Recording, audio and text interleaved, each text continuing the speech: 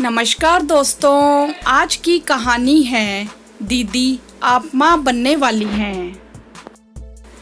दीदी आपको खुशखबरी देनी थी, आप माँ बनने वाली हैं। जानकी ने अपनी नंद से कहा। अपनी भाभी के मुंह से यह शब्द सुनकर आश्चर्यचकित रमा ने पूछा, यह क्या कह रही हो जानकी? मेरी तो कुछ समझ में नहीं आ रहा।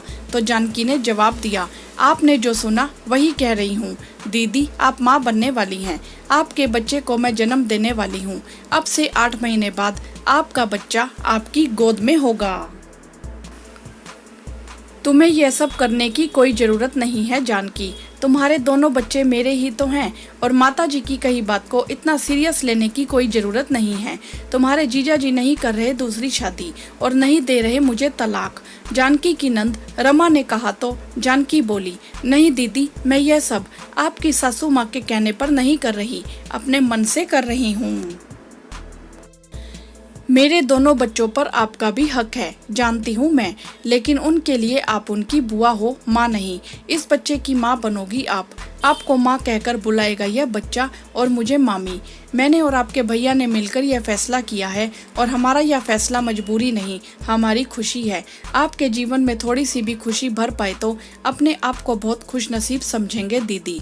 अब आप कुछ मत कहना प्लीज, मेरा फैसला अड़िग है। अपनी भाभी जानकी के मुंह से यह सब सुनकर रमा की आंखों से झरझर आंसू बहने लगे और अपनी प्यारी भाभी को गले लगा लिया। जानकी के पति रमा से बहुत छोटे थे, बहुत प्यार था दोनों बहन भाइयों में, जो जानकी के आने के बाद और भी ज्यादा बढ़ गया। रमा की सास ने अपने बेटे की दूसरी शादी का ऐलान कर दिया था, क्योंकि रमा मां नहीं बन सकती थी।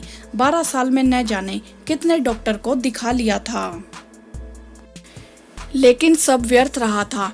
अंत में रमा के पति ने बच्चा गोद लेने के लिए सोचा तो रमा की सास ने साफ इनकार कर दिया और अपने बेटे को दूसरी शादी के लिए मजबूर करना शुरू कर दिया। सास के ऐसे रवैये से रमा बहुत दुखी रहने लगी। जब जानकी और उसके पति को यह सब पता चला तो वह लोग गए रमा के घर उसकी सास को समझाने। बातों ही बातों में रमा की सास ने जानकी से कह दिया,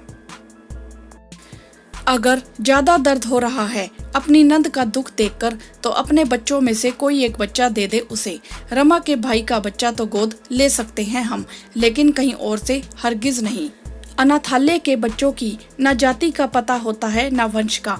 तेरे बच्चे के बारे में सब कुछ पता तो है हमें।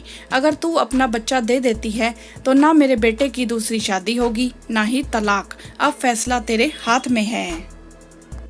मुझे रमा बहू बुरी थोड़े ही लगती है, मुझे तो बस एक बच्चा चाहिए। अपने जीते जी इस आंगन में खेलता तो देख लूं अपने पोते या पोती को। नंद की सास की बात सुनकर जानकी को बहुत दुख हुआ, क्योंकि ना ही वह अपना बेटा दे सकती थी ना ही बेटी। दोनों बच्चे समझदार हैं, फर्क पता है उन्हें बुआ और माँ में। रमा ने साफ कह दिया था जानकी से कि उसकी माताजी की कहीं बातों को दिल पर ना लिया जाए और अपनी सास की तरफ से माफी भी मांगी रमा ने। जानकी वहां से तो चली गई, अपनी नंद को यह एहसास करवा कर कि उसकी सास की कहीं बातों पर ध्यान नहीं दिया गया। लेकिन अपने घर जाकर वह कई दिनों तक चैन से सो ना पाई। उसके दिमाग में रमा और उसकी सास का चेहरा ही घूमता रहा। बच्चे की किलकारियां सुनने के लिए तरसती एक माँ और दादी माँ को उनका अपना बच्चा देने के लिए जानकी ने फैसला लिया कि वह एक बच्चे को जन्म देगी जो सिर्फ उन लोगों का होगा। उसके इस फैसले से अगर उसकी नंद के परिवार में खुशियां आएंगी तो वह ऐसा करेगी। 8 महीने बाद जानकी अपनी नंद के ससुराल ही चली गई और उसी घर में उस घर के चिराग एक बेटे को जन्म दिया। सबसे पहले रमा की सास की गोद में दिया। रमा की सास की गोद में सोए उस बच्चे को देख जानकी सहित वहाँ सब की आंखों में खुशी के आंसू थे।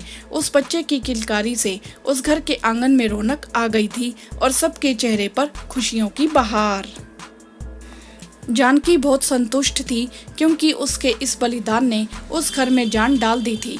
रमा ने हाथ जोड़कर जानकी को धन्यवाद कहा उसका जीवन संवारने के लिए और रमा की सास ने ढेरों आशीर्वाद दिया। दोस्तों, मैंने ऐसा नंद भाभी का प्यार कहीं नहीं देखा। क्या आपने देखा है? आप हमें कमेंट करके जरूर बताएं। वीडियो को लाइक करें, शेयर करें और चैनल को सब्सक्राइब भी करें। धन्यवाद।